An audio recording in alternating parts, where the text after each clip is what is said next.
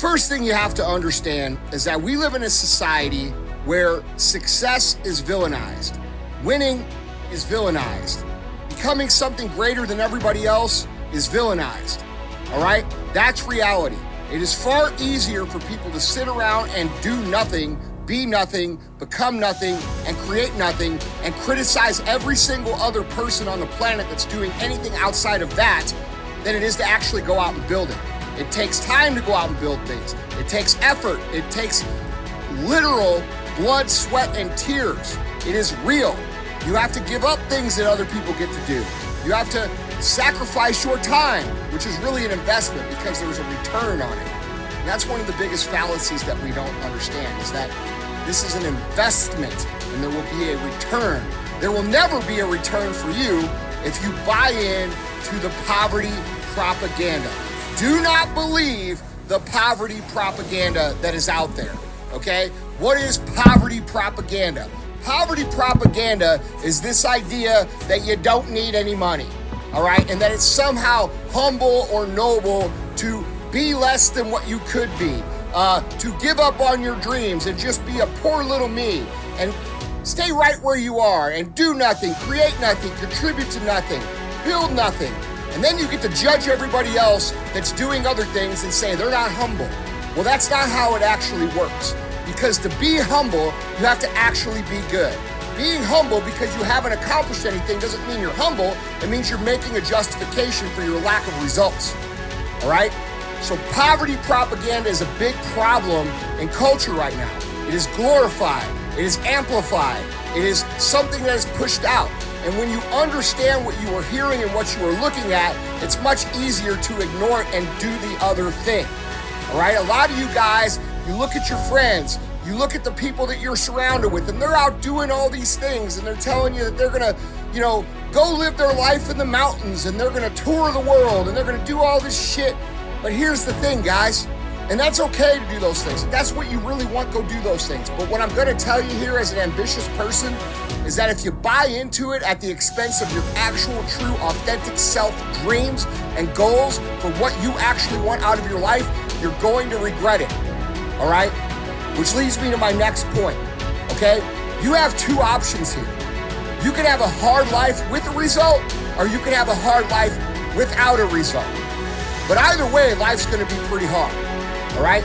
You could choose right now to become the kind of person that is going to invest all of their time, all of their resources, all of their energy into becoming the person that lives the ideal vision that you have for your life. And it's gonna be hard, really hard. You're gonna have to make investments that other people your age and your position are not going to be making. And they're going to judge you, and they're gonna make fun of you, and they're gonna laugh at you. And you're gonna have to keep going, because if you don't, you'll never realize that version of yourself. But in the end, you get a reward. You get to live a life that others can't. You get to do things they can't. You get to become things they won't. You get to make impacts they don't. Your entire existence will be a reward for the effort that you put in on the front end. Or you can believe the poverty propaganda and you can go live your life, right? And then in 20 years, you're gonna be working at fucking Wendy's, not because you have a passion for it, but because you have to, all right? So you could choose. Is it gonna be painful now with a reward later, or is it gonna be fun now with pain later? But those are the only two choices.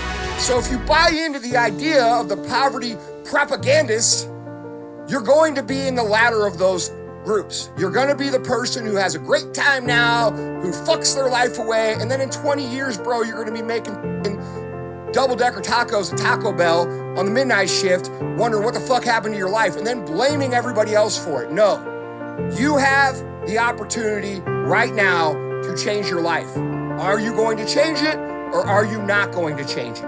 Okay? The third thing is this. You have to stop overcomplicating it, all right? You guys look at this as if it's a nuclear Rubik's Cube. It is not that complicated. And I know there's all these people out here trying to tell you all their secrets. 99% of these motherfuckers haven't done a thing. That's the truth.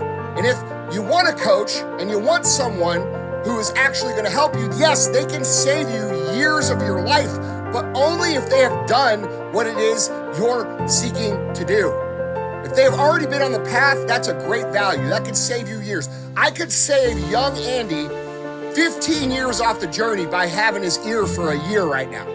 But what I can't do is go listen to someone who's never fucking done it and get ahead at all. All right, so save yourself the time and energy and understand that if you're gonna have someone help you, they better have done what it is you're trying to do. But here's the thing about everything, okay? This all comes down to two basic, simple concepts anyway. No matter what anybody else says, you can hear the best speech, you can take the best program, you could go to the 12-hour seminar and jump around and say, hey, I'm a different person. It's always gonna come down to the two things that it comes down to for everybody. One, you have to become the kind of person that can push through the hard times. Most people can't do that. Most people cannot push through the challenging, the draining, the frustrating times that make everybody else quit. And every time you push through one of these barriers, you're leaving all of your competition behind and you're moving forward without that. And most people can't do that. So you have to build yourself into someone who has the discipline, the fortitude, the grit, the perseverance to push through the hard times, to become someone who is literally fucking incapable of quitting. Okay? That is the first thing you need to do. That's why we talk about the Live Hard program. That's why so many people live that lifestyle, because it builds you into someone who cannot fucking quit. And it's important. Okay, and the second thing you gotta have is you gotta have just enough intelligence. You gotta know just enough that if you make a mistake, to not make it twice. And if you make it twice, definitely don't make it 3 times. If you're someone who makes the same mistake 3 times over and over, you're gonna lose. Okay, so you don't have to be a genius. You don't have to be a Buddhist monk. You don't have to fucking have any of these special superpowers that some of these motherfuckers claim to have. All you gotta do is be able to identify, okay, I messed that up, what did I learn? And then keep moving forward with point 1, don't quit. Because every time you make a mistake and you learn a lesson, that is a new skill. And so when the situation arises again, you're able to recognize it. You're like, oh man, you know what, I've seen this before. Okay, last time I did this, it didn't work out, but now I'm gonna do this. And then you start to get ahead. And every time you come up to a situation like that, based upon your previous experience, you're able to make better decisions than the people you're competing with who haven't been doing it as long. So this is a tremendous practical advantage that you have over everybody else if you don't quit. So not quitting and being able to learn from your mistakes and apply the skill set to the next situation that comes down the pipe is what success is all about.